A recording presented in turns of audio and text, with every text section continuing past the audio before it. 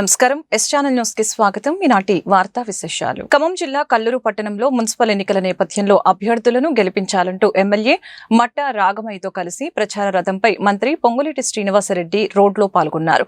ప్రతి అంగుళాన్ని తాను తడిమి ముద్దాడిన ప్రాంతమని, కొడుకుకి తల్లి ఎలా ముఖ్యమో రాజకీయంగా నాకు ఈ ప్రాంతం అంతే ముఖ్యమని తెలిపారు. ఇక్కడి ప్రజల కోరిక మీద కల్లూరును మున్సిపాలిటీ చేయడానికి 15 రోజుల్లోనే ఆర్డర్ తెచ్చామని, తాను ఈ ప్రాంత ప్రజల దీవెనలతో అంచెలంచెలుగా ఎదిగి ఇప్పుడు మంత్రిగా ఉన్నానని, కల్లూరులో అభివృద్ధి జరగాలంటే 20 వార్డు మెంబర్లను గెలిపించాలని రంగురంగుల జెండాలు పట్టుకుని తిరిగే వారి మాటలు నమ్మవద్దని చెప్పారు. అధికారంలో లేకుండా ఎలా మీరు అభివృద్ధి చేస్తారు అని వారిని ఓటర్లు ప్రశ్నించాలని సూచించారు. కాంగ్రెస్ ప్రభుత్వం ప్రజల కోసం అభివృద్ధి సంక్షేమ పథకాలను అమలు చేస్తూ ప్రతి ఒక్కరి గుండెల్లో నిలిచిందని, మాయ మాటలు సొల్లు కబుర్లు చెప్పి ప్రజలను మభ్యపెట్టవద్దని, ఇది నేను పుట్టి పెరిగిన గడ్డ, ఏంది మీరు రాజకీయాలు చేసేదని ప్రశ్నిస్తూ కల్లూరు అభివృద్ధి కోసం ఇంకా 50 కోట్ల నిధులైనా తెచ్చి మున్సిపాలిటీ సుందరంగా తీర్చిదిద్దుతానని అన్నారు మంత్రి పొంగులేటి శ్రీనివాసరెడ్డి.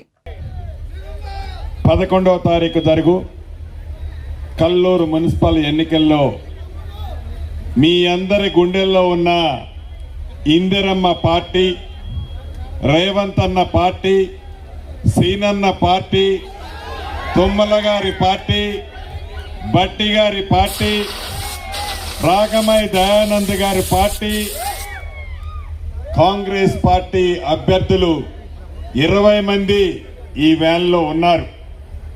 ఈ 20 మంది గుర్తు మీ గుర్తు, మనందరి గుర్తు, హస్తం గుర్తు మీద అత్యధిక ఓట్లు వేసి మంచి మెజార్టీతో గెలిపించాలని ముందుగా మీ అందరినీ కోరుతూ, నేను ఎక్కడి నుంచి వచ్చానో,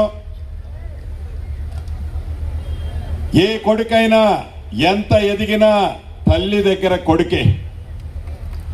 ఏ కొడుకు ఎంత ఎత్తు ఎదిగినా తల్లి దగ్గర కొడుకే.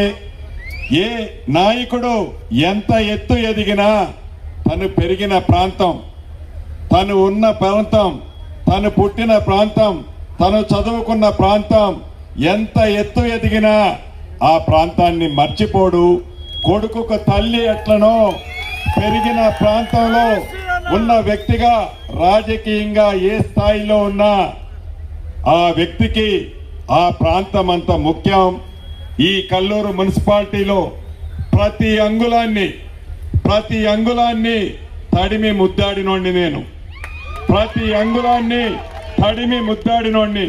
ఇక్కడ పుట్టి పెరిగి ఈ ప్రాంత మనుషుల దీవెనలతో ఈనాడు గౌరవ ముఖ్యమంత్రి రేవంత్ రెడ్డి గారి కేబినెట్ లో ఒక మంచి 2-3 పోర్ట్ఫోలియోలు తీసుకొని నా ప్రాంత ప్రజలతో పాటు, నేను పుట్టి పెరిగిన ప్రాంతంతో పాటు రాష్ట్ర వ్యాప్తంగా అన్ని ప్రాంతాలలో మీరు తలెత్తుకొని గౌరవంగా గర్వంగా సీనన్న మావాడు, మా ప్రాంతం వాడు అనే చెప్పుకునే విధంగా మీ దీవెనలతో పరిపాలన చేస్తున్న వాడిని.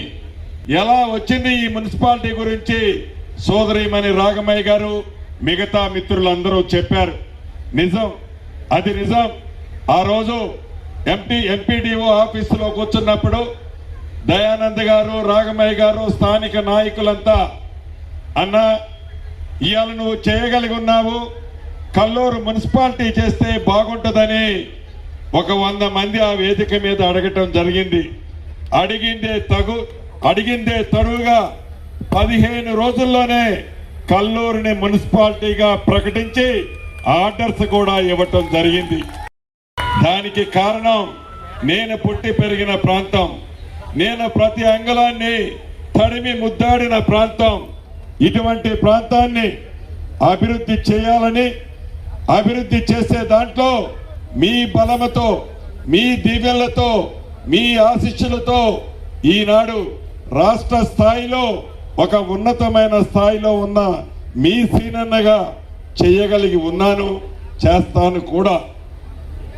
దీన్ని దృష్టిలో పెట్టుకొని ఏవైతే స్థానిక నాయకులు అభివృద్ధి చేయటానికి శక్తి వంచనగా లేకుండా చేయగలిగే శక్తి మీ దీవెనలతో ఈనాడు నా దగ్గర ఉంది. చేసి చూపిస్తాను. అనేక మంది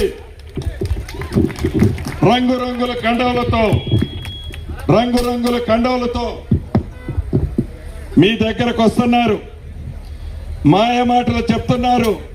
వారిని ఈ వేదిక మీద నుంచి ఒకటే ప్రశ్నిస్తున్నాను. అయ్యా, ఒకవేళ మీరు గెలిస్తే ఈ కల్లూరుకి ఏం చేయగలుగుతారు? ఎలా చేయగలుగుతారు?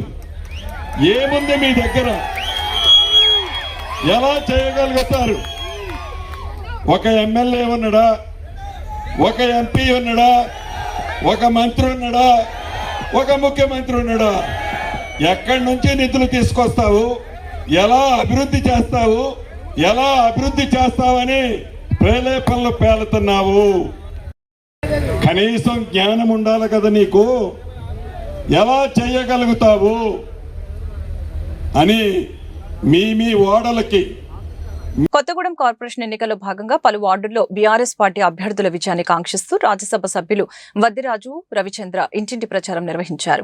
కాంగ్రెస్ పార్టీపై తీవ్రస్థాయిలో విమర్శలు, అలవిగాని దొంగ హామీలతో కాంగ్రెస్ అధికారంలోకి వచ్చిందని ఆయన అన్నారు.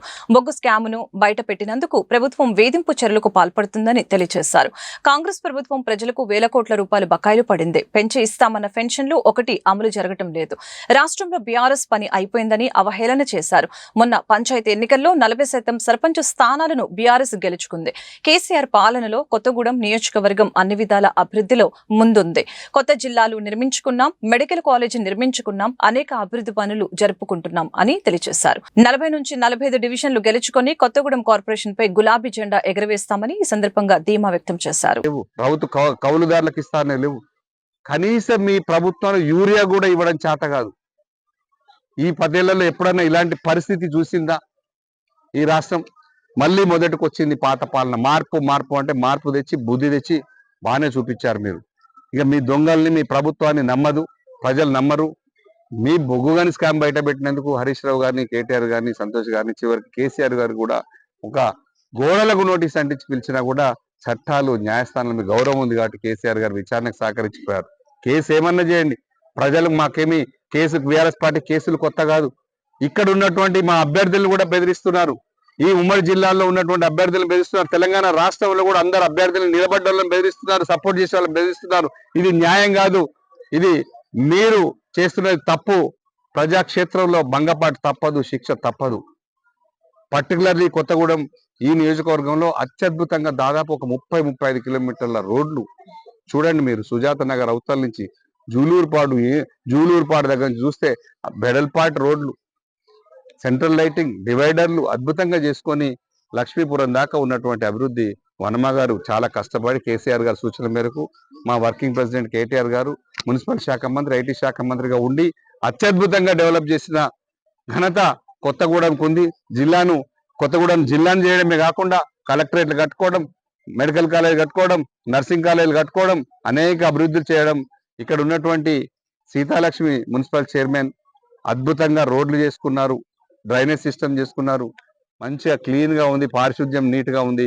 అద్భుతంగా చేసినట్టు మా పార్టీకి కారు గుర్తుపై ఓట్లు వేయమని చెప్పి మేము ప్రజలను అభ్యర్థిస్తున్నాం. మీరు మమ్మల్ని అవహేళన చేశారు. కొత్తగూడెంలో మీకు కార్యకర్తలు లేరు, ఓటింగ్ వేయరు, అభ్యర్థులే దొరకరన్న మీకు ఖచ్చితంగా మా బీఆర్ఎస్ పార్టీ సైనికులు బుద్ధి చెప్పారు. మొదటి విజయం మేము అన్ని డివిజన్లలో నామినేషన్లు వేయడం, అంతటా ప్రచారం హోరుగా సాగుతుంది. ఇప్పుడు మేము అధికారంలో రాబోతున్నాం. మీరు బెదిరిస్తే గాని, మీ డబ్బుకు గాని కార్యకర్తలు లొంగరు, మీ బెదిరింపులకు లొంగరు.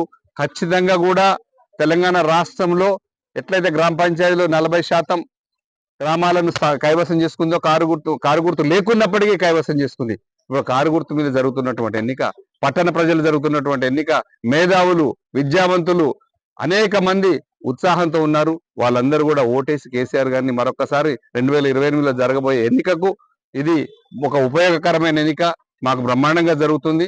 ఇది మేము ఖచ్చితంగా గెలవబోతున్నాం. ఇక్కడ జరుగుతున్నటువంటి 58వ డివిజన్ వేమనూరు శివ, అమ్ముల వేణుగోపాల్ గారు దగ్గరుండి గెలిపిస్తారు.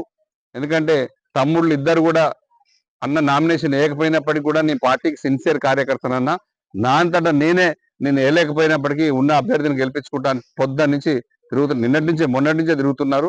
వాళ్ళిద్దరి నేతృత్వంలో ఇది ఖచ్చితంగా రానున్న రోజుల్లో బీఆర్ఎస్ మరింత భూస్థాపితం కావడం ఖాయమని మంత్రి పొంగులేటి అన్నారు. గతంలో ఉన్న దొరల పాలనను గడీలను బద్దలు కొట్టి కాంగ్రెస్ ప్రజాపాలన తీసుకువచ్చామని అన్నారు. వరి వేస్తే ఉరే అన్న గత పాలకులకు బుద్ధి చెప్పేలాగా వరి పండించిన వారికి కూడా సన్నబియ్యం ఇచ్చిన ఘనత కాంగ్రెస్ కే దక్కుతుందని చెప్పారు. మున్సిపల్ ఎన్నికల్లో కాంగ్రెస్ అభ్యర్థులను గెలిపించాలని మంత్రి పొంగులేటి కోరారు. ఈ వార్తలు ఇంతటితో సమాప్తం. మరొక బులెటిన్లో మళ్ళీ కలుద్దాం. నమస్కారం.